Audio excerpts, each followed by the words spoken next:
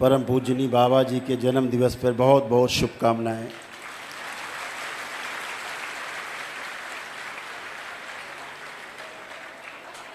आज बहुत ही महत्वपूर्ण दिवस है।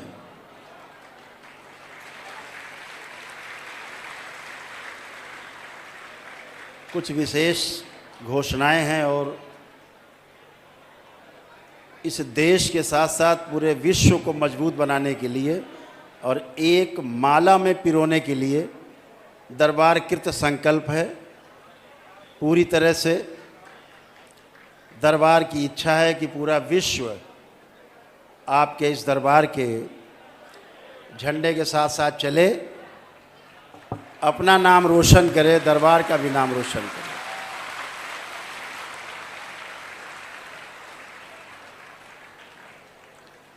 यह मनुष्य शरीर आदमी इसीलिए लेके पैदा होता है कि हम 84 लाख योनियों के बंधन से, जन्म मरण के बंधन से पार हो जाएं और जहाँ से यात्रा शुरू की थी गोल गोल करके वहाँ पहुँच जाएं। यह अभिलाषा प्रत्येक मानव शरीर की, उसके अंदर रहने वाले जीवन की रहती है। जन्म लेने के पश्चात अपने अपने कर्म भोग के अनुसार, अपने अपने पितरों के रहने के कारण, नाना प्रकार की स्मृतियों के कारण ये संभव नहीं हो पाता। और जब ये संभव नहीं होता तो मानव जीवन पूरा का पूरा बेकार चला जाता है, कुछ बचता नहीं।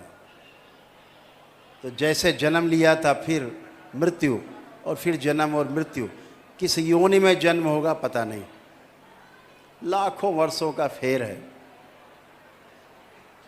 मोक्ष के लिए हर व्यक्ति इस मनुष्य शरीर का प्रथम चरण में इस्तेमाल करना चाहता है। मोक्ष के लिए प्रथम चरण है कि 84 लाख योनियों के जन्म मरण के बंधन से पहले मुक्ति पाई जाए। ये मोक्ष का पहला चरण है। मोक्ष का दूसरा चरण है तमाम रहस्यों से भरा हुआ, चमत्कारों से भरा हुआ, बहुत आकर्षित करने वाला जो सूक्ष्म जगत है, उससे मुक्ति पाई जाए। और तीसरा जगत है, तीसरा चरण है कि जहाँ से माया प्रस्फुटित होती है, जहाँ से बनने बिगड़ने का खेल शुरू होता है, उस तीसरे चरण को कारण जगत से मुक्ति पाई जाए और महाकारण जगत में पहुंचा जाए।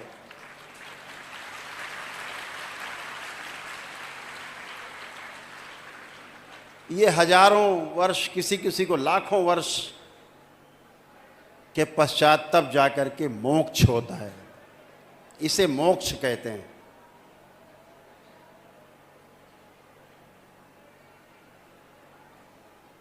इस मोक्ष की पहली सीढ़ी ये मनुष्य शरीर है।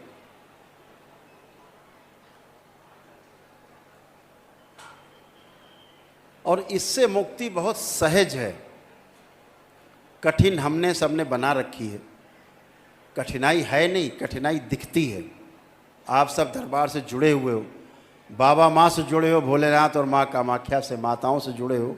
आप सबको बहुत अनुभव है, बहुत अनुभव आप लोगों को है कि ये सब नकली है।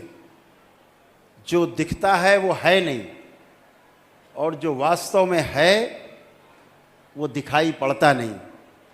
इसे भ्रम कहते हैं। इस दरबार ने संकल्प किया हुआ है कि इस मानव जाति को इसी भ्रम से मुक्ति दिलानी है।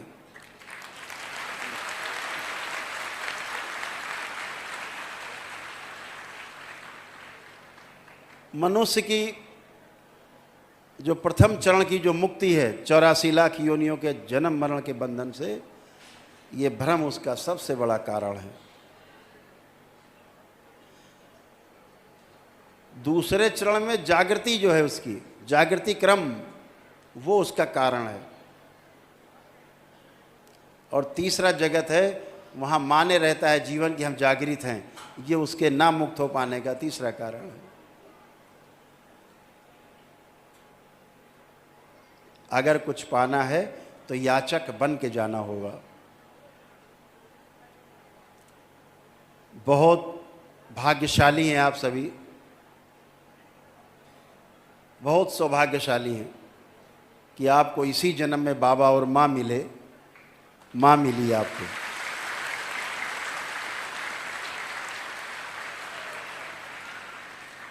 बाबा आप सबके पथ प्रदर्शक हैं, मार्गदर्शक हैं, और माँ आपके उस मार्ग में आने वाले एक एक कंकड़ को, कांटे को हटा करके आपके लिए रास्ता सुगम करती है, संरक्षण देती है।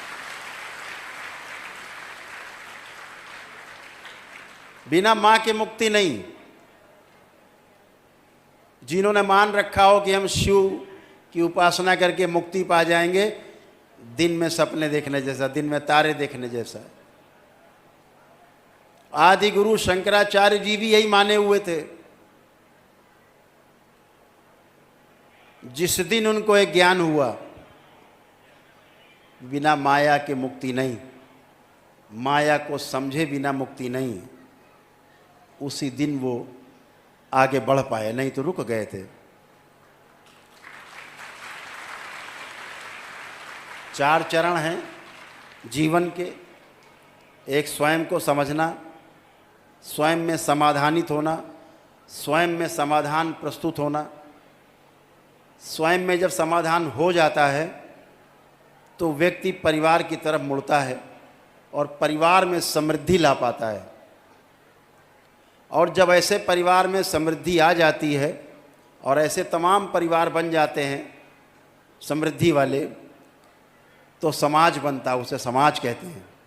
फिर समाज में अभय आता है, क्योंकि सबके पास समृद्धि है।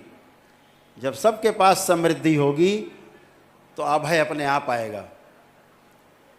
तो समाज में समृद्धि ही अभय का कारण बनती है। और जब समाज में अभय आता है तब हम शोषण नहीं करते, तब हम प्रत्येक चीज़ को बचाते हैं, उसका शोषण नहीं करते। शोषण हम तब करते हैं जब हमें कमी लगती है अपने अंदर कि ये चीज़ कमी है, तब शोषण करते हैं। जब लगता है मेरे पास ज़्यादा है, हम दूसरों का पोषण करते हैं।